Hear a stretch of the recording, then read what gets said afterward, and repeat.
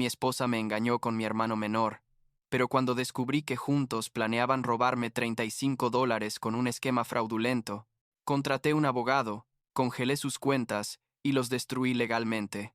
Ahora él está despedido, ella sin nada, y ambos perdieron todo el dinero.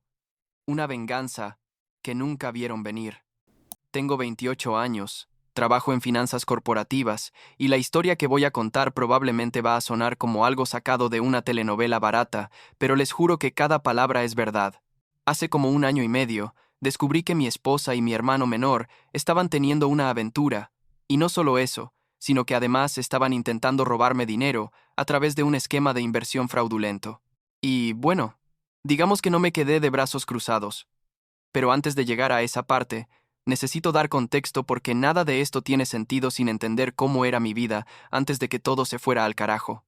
Conocí a Victoria cuando teníamos como 23 años, en una de esas fiestas aburridas de networking que organizan las empresas para que los empleados nuevos socialicen.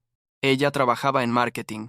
Yo acababa de entrar como analista financiero junior, y honestamente me pareció la mujer más hermosa que había visto en mi vida. Tenía esa sonrisa que te hace sentir como si fueras la única persona en la habitación, ¿saben? Empezamos a salir, y todo fue increíble durante los primeros 2 años. Nos casamos cuando yo tenía 26, ella 25, y pensé que había encontrado a mi persona, mi compañera de vida, y todo ese cuento. Mis padres la adoraban, especialmente mi mamá Carol, que básicamente la adoptó como la hija que nunca tuvo. La boda fue perfecta, luna de miel en Italia. Regresamos a nuestro departamento en la ciudad y empezamos nuestra vida juntos. Todo parecía funcionar. Lucas, mi hermano menor, siempre fue el niño de oro de la familia. 1 año menor que Victoria, o sea 27 en ese momento. Trabajaba en ventas para una empresa de tecnología y tenía ese carisma natural que hace que la gente lo adore sin razón aparente. Yo era el hermano mayor responsable, el que sacaba buenas calificaciones y seguía las reglas. Pero Lucas era el divertido, el espontáneo, el que siempre tenía una anécdota graciosa que contar en las reuniones familiares. Nunca me molestó mucho, la verdad, porque yo tenía mi propia vida y mis propios logros, pero mirando hacia atrás, debí haber notado que había algo raro en la forma en que siempre necesitaba ser el centro de atención. Después de que Victoria y yo nos casamos, Lucas empezó a visitarnos más seguido, tipo venía a cenar 2 o 3 veces por semana, y yo pensaba que solo quería pasar tiempo con su hermano mayor y su cuñada. Qué ingenuo fui. La cosa empezó a ponerse extraña. Hace como 2 años, cuando noté que Victoria y Lucas pasaban cada vez más tiempo juntos. Al principio, eran cosas pequeñas, como mensajes de texto a todas horas, o Victoria mencionando casualmente que había almorzado con Lucas porque estaba cerca de su oficina. Yo trabajaba muchas horas, a veces llegaba a casa pasadas las 9 de la noche, y Victoria siempre decía que Lucas había pasado a saludar o que habían ido al gimnasio juntos. En ese momento no le di mucha importancia porque, o sea, era mi hermano, ¿no? Se supone que puedes confiar en tu hermano. Pero había algo en la forma en que ella sonreía cuando hablaba de él, o cómo se reía con sus chistes de una manera que ya no hacía conmigo. Empecé a sentir este nudo en el estómago cada vez que los veía juntos, pero me decía a mí mismo que estaba siendo paranoico y celoso sin razón. Las cosas se pusieron más raras cuando Victoria empezó a ser más distante conmigo. Ya no quería tener sexo con la misma frecuencia. Siempre estaba cansada o tenía dolor de cabeza, y cuando intentaba hablar con ella sobre nuestro día o planear algo juntos, parecía distraída, como si su mente estuviera en otro lugar. Yo intenté todo. La verdad, planeé citas románticas, le compré flores, traté de reconectarnos, pero era como hablarle a una pared. Y Lucas, ese hijo de puta, seguía apareciendo en nuestra casa como si nada, a veces incluso cuando yo no estaba, porque Victoria le había dado una copia de las llaves para emergencias. Emergencias. Puedo escuchar lo estúpido que suena ahora. Hace como 1 año y medio, decidí que necesitaba saber qué estaba pasando porque la sensación de que algo andaba mal no me dejaba dormir. Llamé a mi jefe y le dije que tenía una emergencia familiar y necesitaba unos días libres. Luego le dije a Victoria que tenía que viajar a Chicago por trabajo, por 3 días para una auditoría importante. Ella ni siquiera pareció sorprendida o molesta. Solo dijo, «Está bien, ten buen viaje». Y eso me confirmó que algo definitivamente andaba mal.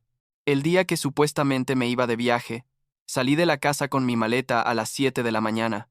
Manejé hasta la oficina de mi amigo Samuel, mi mejor amigo desde la universidad, trabajaba en IT, y le pedí que me ayudara a instalar una aplicación de rastreo en el teléfono de Victoria. Samuel me miró como si estuviera loco, y me preguntó si estaba seguro de querer hacer eso, y yo le dije que sí, que necesitaba saber la verdad. Tardamos como 2 horas en configurar todo, porque Victoria había cambiado su contraseña de iCloud recientemente, lo cual ya era sospechoso de por sí. Pero eventualmente lo logramos. Ese mismo día, manejé de regreso a mi edificio, pero me quedé en el auto estacionado enfrente, esperando. Como a las 11 de la mañana, vi a Victoria salir del edificio arreglada para salir, no con la ropa deportiva que normalmente usaba cuando se quedaba en casa. La seguí manteniendo distancia, y básicamente condujo directo al departamento de Lucas al otro lado de la ciudad. Se estacionó, entró al edificio, y no salió hasta como 3 horas después. 3 horas. Sentí como si me hubieran pateado en el estómago. Seguí siguiéndola, y ambos fueron a un café en el centro. Uno de esos lugares hipster con plantas colgantes y café de especialidad que a Victoria le encantaban. Se sentaron en una mesa al fondo, y pude verlos a través de la ventana, riéndose y tocándose las manos sobre la mesa de una manera que definitivamente no era apropiada para un hermano político y su cuñada. Saqué mi teléfono y tomé como 30 fotos. Fotos de ellos tomados de las manos, de Lucas acariciando el cabello de Victoria, de ellos besándose cuando pensaron que nadie estaba mirando. Cada foto se sentía como un cuchillo en el pecho, pero seguí tomándolas porque sabía que iba a necesitar evidencia. Después del café, regresaron al departamento de Lucas, y Victoria no salió hasta pasadas las 7 de la noche. Yo me quedé ahí sentado en mi auto todo ese tiempo, sintiendo cómo mi matrimonio y mi relación con mi hermano se desintegraban frente a mis ojos. Cuando finalmente salió y manejó de regreso a nuestra casa, yo esperé como 1 hora más antes de regresar, fingiendo que acababa de llegar de Chicago. Pero aquí viene la parte que todavía me hierve la sangre. Como 2 semanas después de descubrir la aventura, decidí revisar nuestras cuentas bancarias porque había notado que Victoria había estado retirando cantidades extrañas de dinero. Teníamos una cuenta conjunta para gastos del hogar y cuentas separadas para nuestros ahorros personales, o al menos eso, pensaba yo. Resulta que Victoria había abierto una cuenta oculta hace como 6 meses y había estado transfiriendo dinero de nuestra cuenta conjunta a esta cuenta secreta. Estamos hablando de como $35,000 en total. $35,000. Contraté a un investigador privado, un tipo que Theodore, el abogado de la familia y amigo de mi papá, me recomendó, y lo que descubrió fue aún peor de lo que imaginaba. La cuenta oculta estaba vinculada a un esquema de inversión fraudulento manejado por un tipo llamado Julian West, un estafador profesional que básicamente prometía retornos garantizados del 20% en 6 meses, a través de supuestas inversiones en criptomonedas y bienes raíces. Lucas había metido a Victoria en este esquema, y ambos habían estado transfiriendo dinero, no solo el mío, sino también dinero que Lucas había conseguido de mis padres con el pretexto de una emergencia médica falsa. Mis padres le habían dado como $15,000 pensando que necesitaba una cirugía que su seguro no cubría. Todo era mentira. Todo. Y la parte que más me dolió fue darme cuenta de que probablemente Lucas y Victoria habían planeado todo esto juntos, la aventura y el robo, como si yo fuera solo un cajero automático con piernas. No confronté a Victoria inmediatamente porque necesitaba un plan. Llamé a Theodore y le expliqué toda la situación. Le mostré las fotos, los registros bancarios, todo. Él me dijo que tenía un caso sólido tanto para el divorcio como para posibles cargos criminales contra Julian West y potencialmente contra Victoria y Lucas por participar en un esquema fraudulento. Pasamos como 2 semanas construyendo el caso, recopilando cada pedazo de evidencia posible, cada mensaje de texto que pude recuperar del teléfono de Victoria a través de la aplicación de rastreo, cada transacción bancaria, cada foto. Theodore también me ayudó a documentar todo legalmente, para que pudiera congelar las cuentas en el momento adecuado. Finalmente, una noche cuando Victoria llegó a casa después de supuestamente estar en una cena de trabajo, la estaba esperando en la sala con todas las fotos impresas esparcidas sobre la mesa de centro. Cuando abrió la puerta y me vio sentado ahí en la oscuridad con solo la lámpara de lectura encendida, supo que todo había terminado. Se quedó paralizada en la entrada y dijo, «William, ¿qué es esto?» con esa voz temblorosa que usa cuando sabe que está en problemas. Yo solo le dije, ven aquí y mira. Ella se acercó lentamente. Vio las fotos, y toda la sangre desapareció de su cara. Intentó balbucear una excusa, algo sobre que no era lo que parecía, pero yo la corté y le dije, Victoria, tengo fotos de ustedes besándose. Tengo registros de ti visitando su departamento 3 o 4 veces por semana durante meses. Tengo mensajes de texto, tengo todo. ¿En serio vas a intentar negarlo? Se desmoronó ahí mismo. Empezó a llorar y a decir que lo sentía mucho, que no sabía cómo había pasado, que Lucas y ella habían conectado de una manera que no esperaban. Yo solo me quedé sentado ahí mirándola, sintiéndome completamente vacío. La mujer con la que me había casado, con la que había planeado tener hijos y envejecer juntos, me había traicionado de la peor manera posible con mi propio hermano. Luego le mostré los registros bancarios y le pregunté sobre la cuenta oculta. Su llanto se detuvo inmediatamente, y su expresión cambió a algo parecido al pánico puro. Intentó decir que era para una sorpresa, un viaje que estaba planeando para nuestro aniversario, pero yo ya había hablado con el investigador y sabía exactamente a dónde había ido ese dinero. Le dije que sabía sobre Julian West y el esquema de inversión fraudulento, y que tanto ella como Lucas iban a pagar por esto. Al día siguiente fui al departamento de Lucas. No llamé antes. Solo aparecí y toqué la puerta hasta que abrió con cara de sueño en pants y una camiseta arrugada. Cuando me vio ahí parado con mi teléfono en la mano mostrándole las fotos, su expresión pasó de confusión a terror en segundos. Intentó cerrarme la puerta en la cara, pero yo puse el pie para bloquearla y le dije, necesitamos hablar, Lucas, ahora. Entramos a su departamento y básicamente le solté todo. Le dije que sabía sobre la aventura, sobre el dinero, sobre Julian West, sobre todo. Él intentó jugar la carta de hermano diciendo, William, lo siento, no queríamos que pasara así, pero yo estaba demasiado enojado para escuchar sus excusas. Le dije que iba a arruinar su vida de la misma manera que él había arruinado la mía, y que más le valía prepararse porque lo que venía no iba a ser bonito. Mi mamá Carol me llamó como 2 días después, llorando por teléfono, diciendo que Lucas le había contado todo y que necesitaba perdonarlo porque era mi hermano y la familia es para siempre y toda esa mierda. Yo le expliqué lo del dinero robado, lo del esquema fraudulento, todo, pero ella seguía defendiéndolo diciendo que probablemente Julian West los había engañado y que Lucas no había tenido malas intenciones. No podía creerlo. Le dije, mamá, tu hijo menor se cogió a mi esposa y me robó $35,000 y me estás pidiendo que lo perdone. Ella empezó a llorar más fuerte y a decir que yo estaba siendo cruel y vengativo, y yo simplemente colgué. No tenía energía para lidiar con su favoritismo eterno hacia Lucas.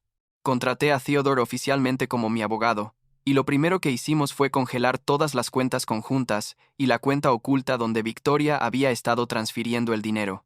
El banco requirió documentación, pero Theodore había preparado todo perfectamente, mostrando evidencia de actividad fraudulenta y transferencias no autorizadas.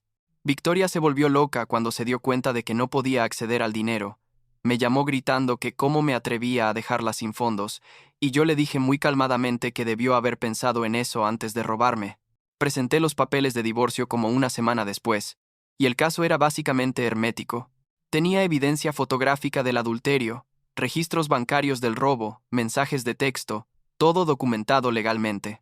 Theodore me dijo que probablemente ni siquiera iría a juicio porque Victoria no tenía manera de defenderse. Pero yo no me detuve ahí. Lucas trabajaba para una empresa de tecnología bastante grande, y resulta que el director de recursos humanos era un tipo con el que había jugado golf un par de veces a través de conexiones de negocios. Le mandé un email muy profesional, explicando que había descubierto que Lucas había estado involucrado en actividades financieras cuestionables y que pensaba que la empresa debería saberlo dado que manejaba cuentas de clientes. No mentí sobre nada, solo presenté los hechos. La empresa hizo su propia investigación interna, y como 2 semanas después, Lucas fue despedido. Llamó a mi oficina gritando que yo había arruinado su carrera, y yo le dije que eso no era nada comparado con lo que él me había hecho a mí. La reputación de Lucas en nuestros círculos sociales se fue al caño bastante rápido. Yo no tuve que hacer mucho, honestamente. Solo le conté la verdad a algunas personas clave y la información se esparció sola. Resulta que cuando la gente se entera de que te cogiste a la esposa de tu hermano y participaste en un esquema para robarle dinero, tienden a no querer asociarse contigo. ¿Quién lo diría? Victoria intentó contactarme varias veces durante este periodo, dejando mensajes de voz llorando y mandando textos diciendo que necesitábamos hablar, que podíamos arreglar esto, pero yo la ignoré completamente. Ya no había nada que arreglar. Theodore manejó toda la comunicación legal, y yo me enfoqué en reconstruir mi vida. El divorcio se finalizó como 4 meses después de que presenté los papeles. Victoria firmó sin pelear porque sabía que no tenía caso, y porque Theodore había dejado muy claro que si intentaba complicar las cosas, íbamos a ir tras ella legalmente por el robo, y potencialmente por participar en fraude. Se quedó con básicamente nada, solo su auto y sus pertenencias personales. La casa, que yo había comprado antes de casarnos y estaba solo a mi nombre, se quedó conmigo. Todas las cuentas de ahorro, conmigo. El único dinero que recibió fue lo que estaba en su cuenta personal, que no era mucho porque había gastado la mayoría en el esquema de Julian West. El banco eventualmente marcó todas las transferencias a la cuenta vinculada con Julian West como fraudulentas. Y tanto Lucas como Victoria tuvieron que pagar multas considerables por participar en el esquema. Julian West fue arrestado como 6 meses después por fraude a gran escala. Resulta que había estafado a como 200 personas por un total de varios millones de dólares. Lucas y Victoria perdieron todo el dinero que habían puesto, obviamente, y tuvieron que lidiar con las consecuencias legales de haber participado, aunque no enfrentaron cargos criminales porque técnicamente ellos también eran víctimas del esquema, solo que víctimas voluntarias y estúpidas. Lucas eventualmente se mudó a otra ciudad porque no podía manejar la vergüenza de vivir aquí, donde todos sabían lo que había hecho. Mi mamá todavía intenta ocasionalmente que hable con él, pero yo he dejado muy claro que Lucas está muerto para mí. No es mi hermano, es solo un tipo que comparte mi ADN y que tomó las peores decisiones posibles. Victoria también se mudó a algún lugar, no sé dónde, ni me importa. La última vez que supe de ella fue cuando firmó los papeles finales del divorcio. Yo estoy bien ahora, la verdad. Mejor que bien, diría. Me tomó tiempo procesar todo. No voy a mentir. Pasé varios meses sintiéndome como mierda y cuestionando todo sobre mi vida, pero eventualmente llegué a un punto donde me di cuenta de que había esquivado una bala enorme. Mejor descubrir quién es realmente tu esposa y tu hermano, antes de tener hijos con ella, o invertir más años en esas relaciones. Samuel me ayudó mucho durante ese tiempo. Básicamente me obligó a salir de casa y hacer cosas normales, cuando todo lo que quería era quedarme en cama mirando el techo. Theodore también fue increíble, no solo como abogado sino como amigo, siempre disponible para hablar cuando lo necesitaba. Hace como 6 meses empecé a salir con alguien nuevo, una mujer que conocí a través del trabajo. No es nada serio todavía, estamos tomándolo con calma, pero es refrescante estar con alguien que es honesta y directa sobre lo que quiere. No sé si eventualmente me casaré otra vez. Eso está por verse. Pero al menos, ahora sé exactamente qué señales de advertencia buscar y qué límites no negociables tengo. Vendí la casa donde vivía con Victoria porque estaba llena de recuerdos que ya no quería, y compré un penthouse en el centro que es completamente mío, sin historia, sin fantasmas del pasado. Mi relación con mis padres está tensa, especialmente con mi mamá que todavía piensa que fui demasiado duro con Lucas. Mi papá entiende mejor la situación. Me dijo hace un par de meses que si estuviera en mi lugar probablemente habría hecho lo mismo o peor. Carol y yo hablamos ocasionalmente, pero es superficial. Sobre el clima o planes de vacaciones, nada profundo. Ella sabe que su favoritismo hacia Lucas contribuyó a que él creciera, pensando que podía hacer lo que quisiera sin consecuencias, pero nunca va a admitirlo en voz alta. La semana pasada me crucé con Victoria en un Starbucks, completamente por accidente. Ella se veía diferente, más delgada, con el cabello más corto, y cuando nuestros ojos se encontraron, hubo este momento incómodo donde ninguno sabía si decir algo o simplemente ignorarse. Yo opté por lo segundo, tomé mi café y salí sin mirar atrás. No sentí nada, ni enojo, ni tristeza, ni nostalgia, solo una especie de indiferencia vacía. Supongo que eso significa que finalmente seguí adelante de verdad. No voy a decir que estoy agradecido por lo que pasó porque sería una mentira, pero tampoco me arrepiento de cómo manejé la situación. Hice lo que tenía que hacer para protegerme y asegurarme de que las personas que me traicionaron enfrentaran consecuencias reales. Y honestamente, duermo bastante bien en las noches.